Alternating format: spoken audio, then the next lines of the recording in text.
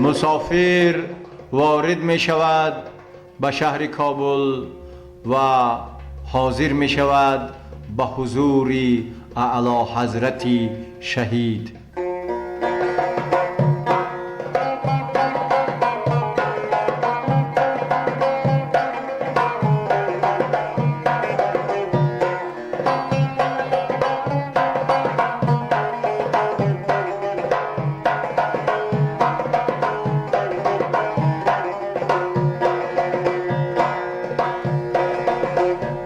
شهر کابل خطه جنت نظیر،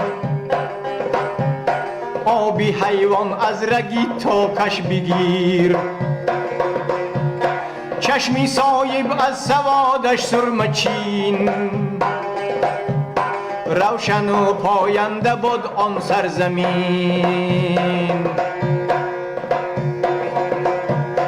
در ظلام شب سمن زارش نگر، بر بساطی سبزه می غلطد سحر. آن دیاری خوش سواد آن پاک و بوم، بادی او خوشتر زی بادی شام و روم. آبی او براق و خاکش تابناک، زنده از موج نسیمش مرده خاک. نایدن در حرف و صوت اسرار او، آفتابان خفته در کهسار او.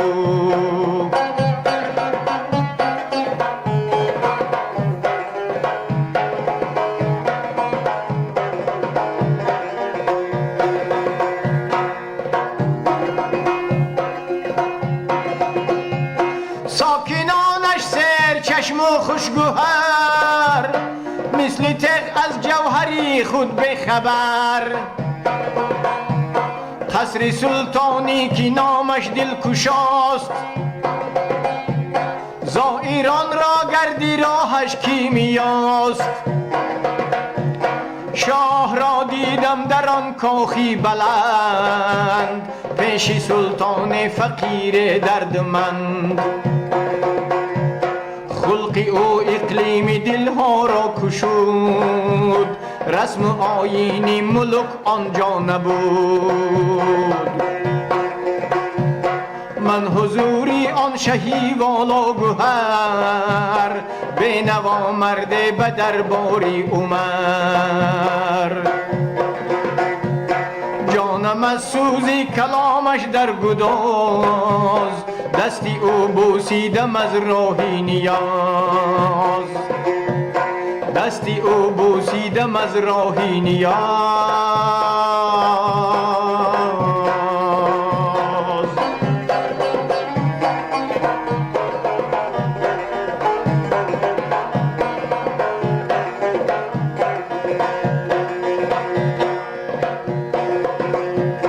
پادشاه خوش کلام و ساده پوش،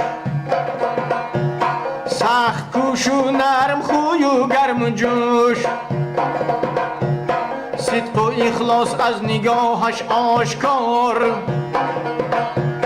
دین و دولت از وجودش استوار. خاکی و از نوریان پاکیزه تر، از مقامی فقر و شاهی با خبر. در نگاهش روزگاری شرق و غرب، حکمتی او رازداری شرق و غرب. شهریار چون حکیمان نکته‌دان، رازدانی مد و جزری امتان. پرده ها از طلعتی معنی کشود، نکته های ملک و دین را وانمود. گفت از آن آتش کی داری در بدن، من تو را دانم عزیزی خویشتن.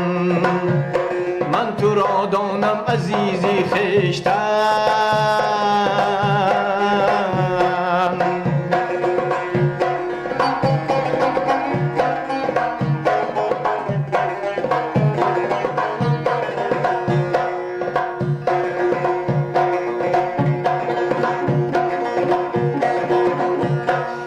که او را از محبت رنگ و بست،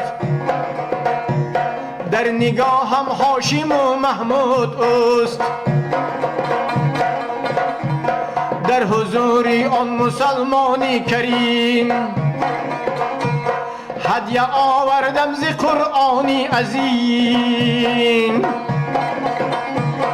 گفتم این سرمایه اهلی حق است، در ضمیر او حیاتی مطلق است. گفتم این سرمایه اهلی حق است، در ضمیر او حیاتی مطلق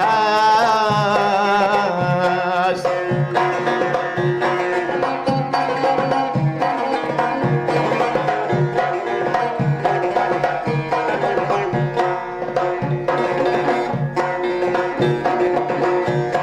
اندر هر ابتدا را انتهاست، حیدر از نیروی او خیبر کشاست. نشعی حرفم به خونی او دوید، دانه دانه اشک از چشمش چکید. گفت نادر در جهان بیچاره بود،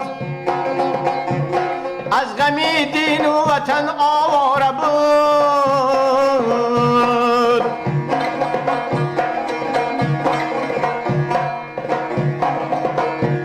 کوه دشت از استیرابم بخبر، از گمانی به حسابم بخبر.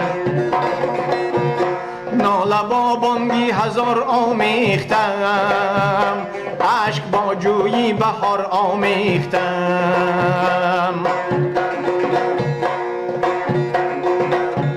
غیر قرآن غمگساری من نبود، قوتش هر باب را بر من کشود.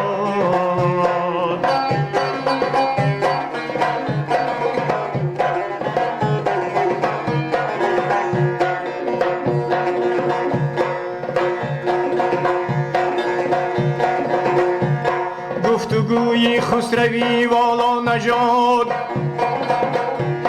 باز با من جذبه سرشار داد.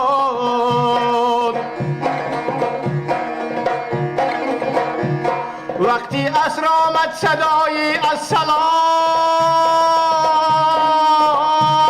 آن که مؤمن را کند پاک از جهاد.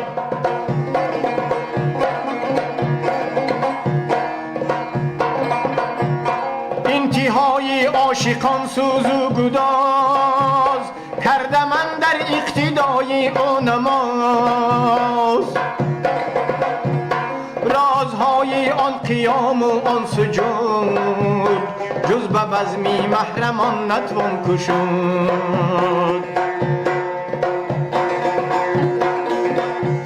رازهای آن قیام و آن سجود، جز به بزمی محرمان نتوان کشود.